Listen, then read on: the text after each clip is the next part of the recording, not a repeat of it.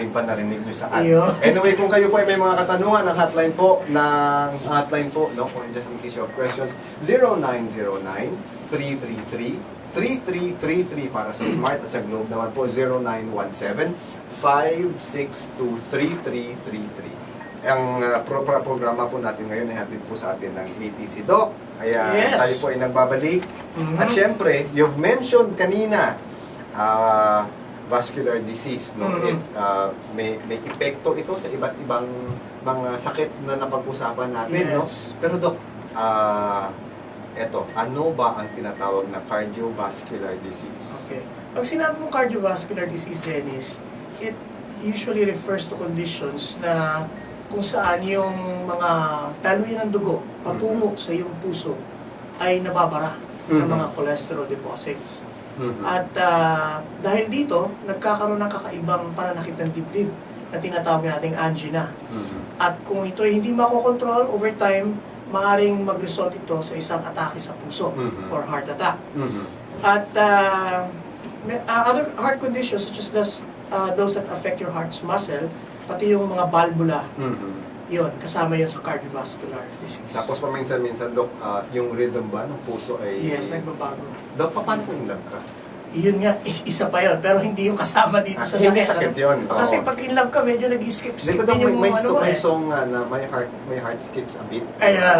Kaya, Doc, ano ang rason bakit nagkakaroon ng cardiovascular disease ang isang tao? Ayun, kagaya ng aking nasabi kanina, pagka hindi ka maingat sa iyong pangangatawan, no? Lalo sa iyong pagkain, mahilig ka sa mga matatabang pagkain, nagkakaroon ng, over the years, nagkakaroon ng build-up ng plaque.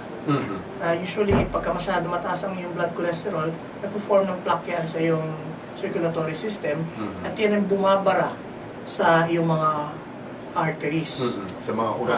Yan. Kapag ka yung mga daluyan ng dugo na yan ay bumara, nako-compromise ngayon yung dugo na dapat dumaloy doon sa isang organ, kagaya nga ng ating puso. It's very ironic, ano? Kasi ang ating puso, lahat ng dugo dumadaloy sa loob nito at pinapump niya papalabas. Ngunit ang bumabalik sa kanyang heart muscle ay katiting lang dahil halos yung coronary arteries, mga blood supply na nagsusupply sa puso, eh halos gabuhok lang ang laki. No? Tapos ang rest, pinapadala niya sa iba't ibang parte ng katawan. Yes, oo. So kapag kaya ni nagkaroon ka na ng konting-konting bara, magkakaroon ka na kaagad ng problema dyan. Nagkakaroon ka ng coronary artery disease. Kaya nagkakaroon ka ng sakit sa puso. Doc, what do we do? What are the activities that we do na nagkukos sa atin ng cardiovascular disease? Sabi mo kanina, kain ng matataba? Mga matataba, maaalat, yan. Pagka masyadong sedentary ka, ibig sabihin, hindi ka masyado nag-exercise. Wala kang ginawa. Wala kang ginagawa. Natulog, humiga. Paupo-upo, ganyan lang. Oo. Yun, yun ang isa sa mga major contributing factors. Kaya ka nagkakaroon ng cardiovascular disease. Dok, ang cardiovascular disease, ba malalaman mo yan? Kasi siyempre, sabihin natin kung ikaw ay may dengue, may lagnat ka, tawag dyan ay mga symptoms. Ano naman, Dok, ang symptoms o warning signs na meron ng cardiovascular disease? Okay. Ang pinaka-cardinal symptoms nito is yung sinasabi daw nila pananakit ng dibdib. Dok, masakit ang dibdib ko. But in reality, hindi naman talaga sakit. Kundi it's more of a discomfort. Parang merong pison na nakadagan sa iyong dibdib. Maliban dito, hirap ka sa paghinga. Every time na mararanasan mo yung parang chest discomfort na ito. Pagkatapos, hindi mo ma-explain kung bakit pa konting kilos ko lang pagod na pagod ako at laging pirming pagod ako. Yan ang laging sinasabi ng mga pasyente. Kumaga, Dok, tumayo ka lang para umupo na pagod ka na. Iyon, gano'n, ano? Tapos, ang iyong pulso ay masyadong mabilis. At kung minsan, nag-i-irregular ito. Pagkatapos ay namamanhid ang iyong mga extremities. Either your arm or your leg, ganun. Sa vascular diseases. Dok, ang ating product na coenzyme Q10, which we have mentioned earlier, ito ay isang food supplement. Again, hindi po ito gamot, no? Pero ito ay makatutulong para sa mga tao na may cardiovascular disease. Ano itong ATC coenzyme Q10? Ano mga benefits dito, Dok? Okay. Ang ATC coenzyme Q10 ay isang soft gel capsule na ginawa ng ATC. At ang kanyang active ingredient, yun nga sinasabi natin coenzyme Q10.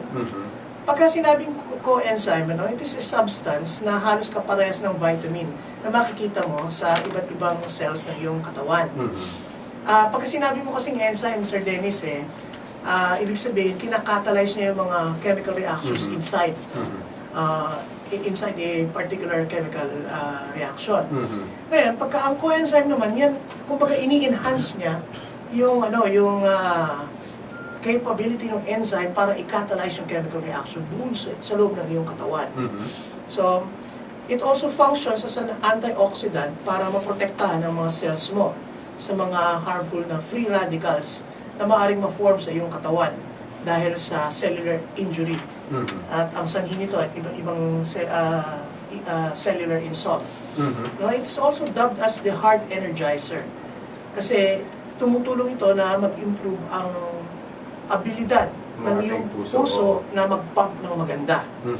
Okay, at pinalalabnaw niya rin ang dugo to such an extent para mag-decrease yung resistance, para mas maging suwabe ang pag-pump ng dugo ng iyong puso. So Doc, ang ATC coenzyme Q10 ba ay mabibili rin natin kung saan mabibili ang Bitter Go? Yes. Robust. Oo, so doon sila sa mga malalaking drugstores nationwide. At sa Mercury Drugstore, of course. Yun. Yeah. At ang ATC coenzyme Q10 ay isang 500 mg per capsule. At ang halaga po nito ay 18 pesos kada isang capsule. Pag bumili naman po kayo ng ng isang box na 30 ang laman, 540 pesos po. Ayan. At kung ang ating mga listeners ay may katanungan, magtatanong sila, nakalimutan nila, paano nga ito inumin? Pwede po kayong mag-text kung smart user po kayo, 0909-333-3333 o 73 yan. At kung Globe naman kayo, 0917-562-3333. At Doc, meron po tayong kasama, no? Merong nasa linya ngayon. Magandang gabi po. Hello? Magandang gabi. Sino po sila? Luz. Ayan, Luz, ikwento mo nga sa amin kung ano ang nangyari sa iyo at anong experience mo sa ATC coenzyme Q10.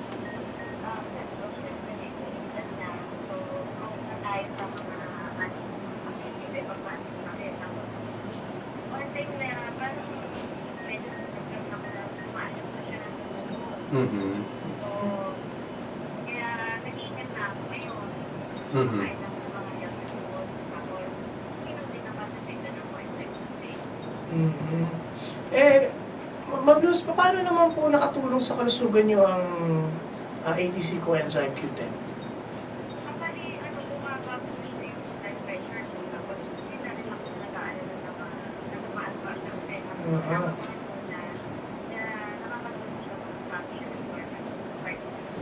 Okay, maganda po. No?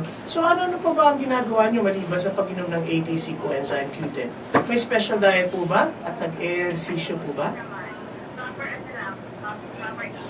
Okay.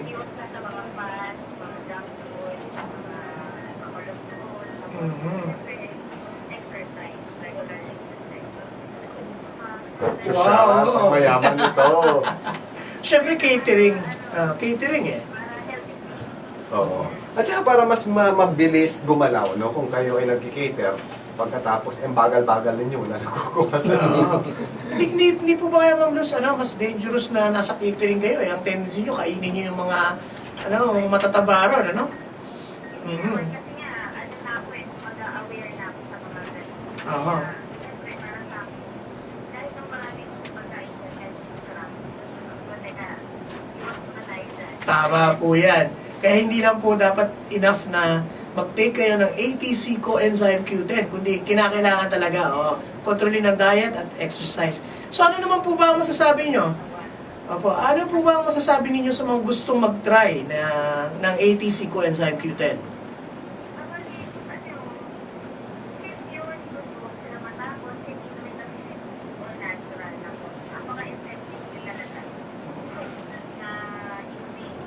Ayan.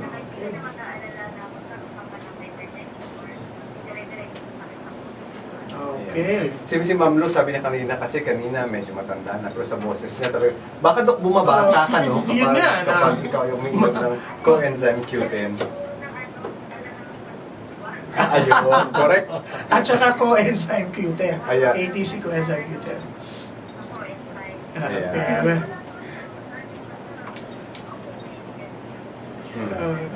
Kailangan maging healthy kasi syempre, kaya nga tayo nagtatrabaho, Dok, para sa mga mahal natin sa buhay. Diba? Tama. Ma'am Luz, maraming salamat po. Ayan. So, Dok, ang ating coenzyme Q10, these come in capsule form. Yes. Paano Dok ito ininom? Pwede ba once a day, twice a day, 3 times a day? Usually, ang starting dose yan once a day. Lalo na pagka wala ka naman talaga masasabing mong sintomas na nakikita ka. Yun. So again, no, sa ating mga listeners, in case you have any questions, pwede po kayong mag-text sa mga hotline po ng ATC. Sa Smart po, 0909-333-3333 at sa Globe po, 0917-562-3333. Dok, baka may gusto kang ipahabol before we close the show? Yun po. Sa nabanggit po namin ng mga produkto, yung ATC coenzyme Q10, Bitter Go, Redox Fat, at saka ang paborito ni Sir Dennis na Robust, mabibili po natin ito sa Mercury Drugstore at sa ibang mga leading drugstores nationwide. Dok, hihirit ako, Dok. Kapag ang isang tao ba walang problema sa erectile dysfunction, pwede pa rin ba siya uminom ng Robust? Pwede pa rin siguro para lang mag-improve. Kasi Dok, wala, di ba, natural namang naman mawawala. ito, di ba? Yung iba nga Oo. kumakain ng soup number 5, di ba? O mga kung ano-ano. So, meron po tayong safe. Kumbaga, karagdagan armas lang ito, kumbaga. Ayan, may Robust Pwede. po tayo. Abo. Magandang gabi po, maraming salamat. Doc, thank you so much again. We'll see each other again Yes, on maraming Saturday. pong salamat sa ating mga listeners at huwag pong kalilimutan yung mga produkto aming nabanggit. Maraming salamat, Sir Dennis. Maraming Magandang salamat gabi. din, Doc. Magandang gabi. Ako po si Dennis at itong programang Lunas. Ang oras po natin, it is now 8:30.